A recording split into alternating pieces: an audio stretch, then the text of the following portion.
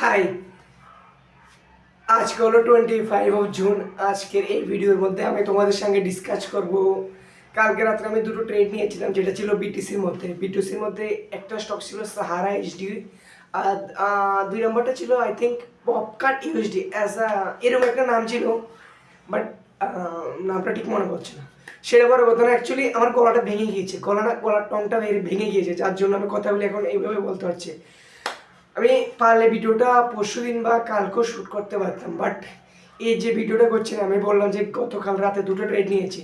তো আজ হলো 25 জুন, তার মানে আমি 24 জুনে এই দুটো ট্রেড নিয়েছিলাম।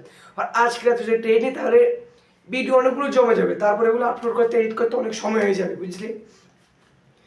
যার কারণে আমি এই অবস্থা ভিডিওটা আপলোড করছি। আমার কথা বলতে অনেক কষ্ট হচ্ছে, অনেক অনেক বলতে আমি জোর লাগিয়ে কথা বলতে হচ্ছে এখন। চলো যাই হোক, তাতে কোনো সমস্যা নেই, তোমাদের ভিডিও দেওয়াটা হচ্ছে একটা দরকারি জিনিস। তো বেসিক্যালি কালকে দুটোটা ট্রেডের মধ্যে আমার একটা ট্রেড এন্ট্রি হয়েছিল, যেটা ছিল সাহারা ইউএসডির মধ্যে, যার মধ্যে আমি ডাউন ট্রেনে ট্রেড নিয়েছিলাম। মার্কেটটা একটা ট্রেন্ড ধরেছিল, ট্রেন্ড বানাচ্ছিল, এবং আমি ট্রেন্ডটা ধরে আমি ট্রেড নিয়েছিলাম। এই ট্রেডটা আমাকে এসএল দিয়েছিল। এসএল দেওয়ার কারণ একটাই কারণ ছিল, আমি যে প্রিভিয়াস সুইংটা ছিল না, ধরো মার্কেট এভাবে এভাবে এভাবে তো জার্নি করে না, তো আমাদের সবসময় যদি ট্রেন্ডে ট্রেড করি তাহলে এটা ধরো একটা প্রিভিয়াস সুইং, তাহলে এটা উপরে এসএল লাগাতে হবে, বাট আমি প্রিভিয়াস সুইংটাকে রেসপেক্ট করিনি। এই জায়গার মধ্যে আমি এসএল লাগিয়েছিলাম, যার কারণে ট্রেডটা আমাকে এসএল কেটে দিয়েছে এবং আমার এটা লস হয়ে গেলো। আর দুই নাম্বারটা আমাকে এন্ট্রি দেয়নি, জাস্ট এক চুলের জন্য আমাকে এন্ট্রি দেয়নি, আর এন্ট্রি না দিয়ে আমার টার্গেট দিয়েছে। দুটো ক্যান্ডেল আমার টার্গেট দিয়েছে, মানে একটা ক্যান্ডেল আমার টার্গেট দিয়েছে। যেটা একটা ক্যান্ডেল টার্গেট দিয়েছে ওটার নাম হচ্ছে পপকার্ট ইউএসডি। বলবে না, এত ভয়ঙ্কর ক্যান্ডেল বানিয়েছে। আর ওই ট্রেডটা নেওয়ার পিছনে একটা লজিক ছিল, মার্কেট অনেক উপরে যায়, আবার আবার নিচে আসে, আবার উপরে যায়, আবার নিচে আসে, এবং আমি একটা স্কেল দিয়ে একটা ডাইরেকশন চেঞ্জ করেছিলাম মার্কেটটা কতদূর উপরে গেলে, এবং মার্কেটটা প্রিভিয়াস সুইং থেকে কতদূর উপরে থাকে, কতদূর মানে বাউন্স ব্যাক করে, কতদূর নিচে নাম। তো মার্কেট প্রথমে এইটুকু উপরে গেল, মানে এই জায়গাতে উপরে গেলো, এইটুকু উপরে গেলো, মার্কেট আবার এই জায়গায় আসে, এই জায়গায় এরকম 2-3 বার বিহেভ করেছে, এবং তৃতীয়বার বিহেভের সময় আমি এই জায়গায় এন্ট্রি নিয়েছিলাম, বাট আমার এন্ট্রি দেয়নি এক চুলের জন্য। কী বলবো, কিছু করার নেই, পার্ট অফ গেম, কোনোদিন এন্ট্রি হবে কোনোদিন এন্ট্রি হবে না।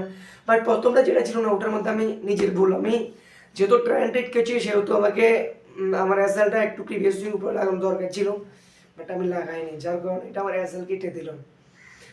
তো কিছু হবে না, একটা ট্রেড করার সময় আমাকে বরবাদ করতে পারবে না, বা দুটো ট্রেড আমাকে বরবাদ করতে পারবে না। আমি ওভারঅল দেখবার মাস শেষে কত আছে আমার কাছে, দেখছি কি করা যায়।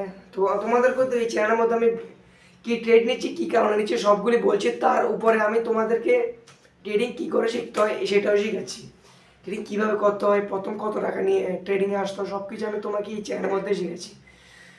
তো তোমাদের যদি এই ভিডিওটা ভালো লাগে থাকে তাহলে ভিডিওটাকে লাইক করে দাও, চ্যানেলটাকে সাবস্ক্রাইব করতে হবে ভাই, কারণ ভিডিওটা বানাতে অনেক কষ্ট হচ্ছে, কসম আমার কথা বলতে অনেক কষ্ট হচ্ছে, তুমি আমার কথাগুলো বুঝবে। এদিকে দেখো স্ট্যাপ আমাদের যে থুতু বলে এগুলো চলে এসেছে। অন্যদিকে শুধু গরম লাগছে, এখন গরম লাগছে, প্লাস আমার কথা বলতে অনেক জোর খাটিয়ে কথা বলতে হচ্ছে, অনেক অনেক, যেটা তোমাদের বুঝাতে পারছি না। আমি যদি ভিডিওটা এভাবে ঢেলে দিই না, মানে আপলোড করে দিলে, তবুও আমার কাছে লাগছে হয়ে যাবে, কারণ এই ভিডিওর মধ্যে আমি যা বলছি সব রিয়েল বলছি, একটাও আমি মন করা করে বলছি না ভাই। বাট তোমাদের সুবিধার জন্য আমি ভিতরে একটু ফটো লাগাতে হয়, তোমরা ভালোভাবে বুঝতে পারো। তো দেখা হবে একটা নতুন ভিডিওর মধ্যে, ততক্ষণ পর্যন্ত ভালো থেকো, সুস্থ থাকো, বাই।